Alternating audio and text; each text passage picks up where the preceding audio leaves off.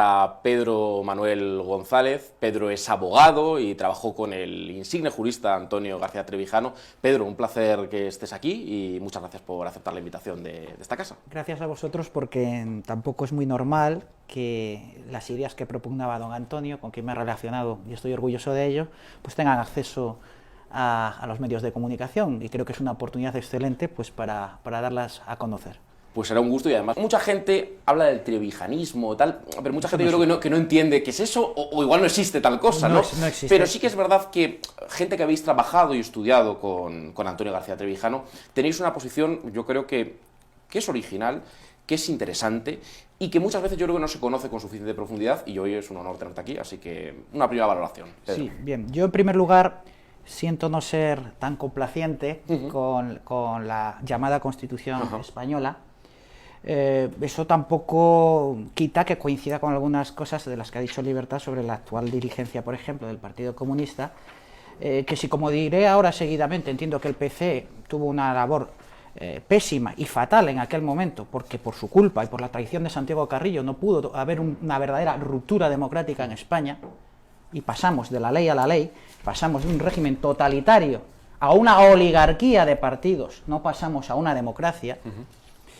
Efectivamente, los de ahora es peor, porque los de ahora están en la misma oligarquía coronada de partidos, viviendo de la oligarquía de partidos que tenemos. En primer lugar, discrepo amablemente, pero contundentemente tengo que decir que en España no hubo ruptura, no hubo ruptura. No hubo ruptura, ni tampoco a día de hoy existe Constitución en España. El texto del año 78 no puede llamarse Constitución en España. Ahora diré por qué. Y efectivamente, hay libertades en España. Hay que ser un auténtico cretino para decir que se está peor ahora que se estaba con Franco. Eso es evidente. Libertades las hay, otorgadas, que son fruto de derechos. Pero no hay la libertad más importante, que es la libertad política colectiva, que es la facultad de toda nación de dotarse de su propia, o decidir sobre su propia forma de Estado y su forma de gobierno. Dicho esto, y también, porque me tengo que referir a cada uno de los intervinientes que me han precedido, tampoco existieron cortes constituyentes en España. Lo que existieron fueron unas cortes legislativas ordinarias, en base a la ley de reforma política del franquismo. No puede haber cortes constituyentes. Una cortes constituyentes es designar a unos diputados para que hagan una constitución. Y eso en España no ha pasado. No ha pasado.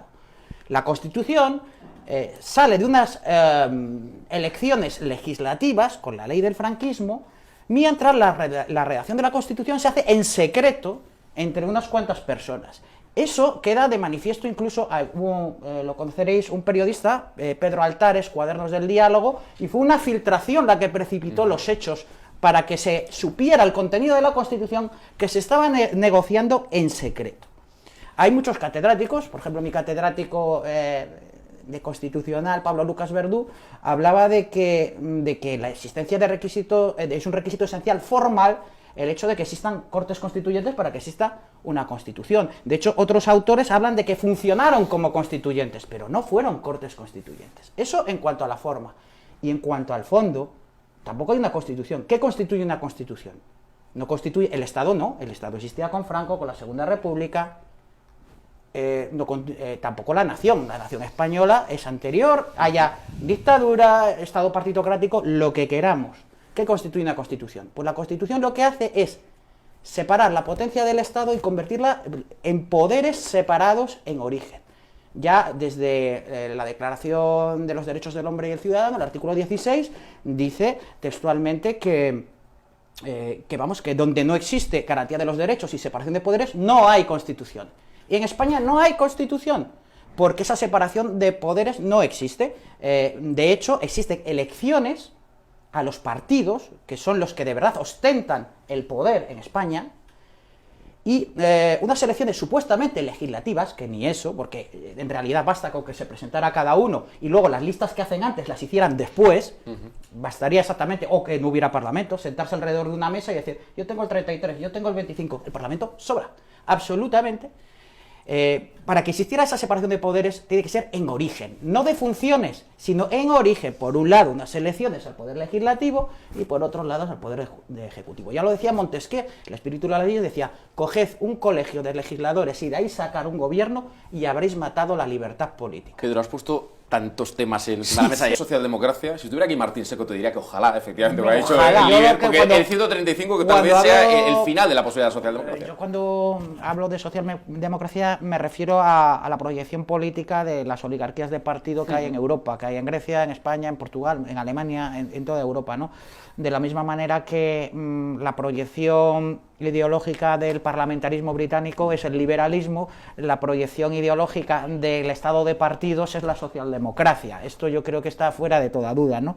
Entonces yo creo que, aparte de que el debate haya sido muy entretenido, mientras nos sigamos preocupando de las jugadas políticas y no de las reglas de juego, no hay absolutamente nada que hacer. Y yo quiero establecer esas jugadas clarísimamente, porque decir que esto es una democracia, o sea, es como si decir, si yo cojo el alfil y en vez de moverlo así, en inclinado, lo muevo como el caballo, eso no es que sea otro ajedrez, es que no es ajedrez. Pues con la democracia pasa exactamente lo mismo. O se cumplen o no se cumplen las reglas de juego de la democracia y de la Constitución. Y aquí, a día de hoy, no la hay. Y apelar al consenso, y con esto termino, por favor, es que yo cada vez que oigo la palabra consenso me echo la mano a la cartera.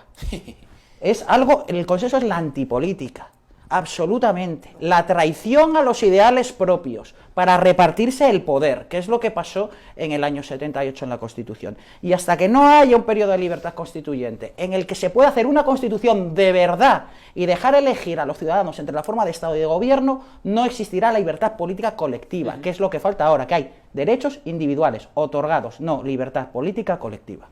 Para que luego digan que no proponemos, que no promovemos el debate en el cuadrilátero. David. Joder, Pedro, me has dejado hecho polvo. Me has dejado absolutamente hecho. Esa estocada al consenso va. Yo creo que hay que sacar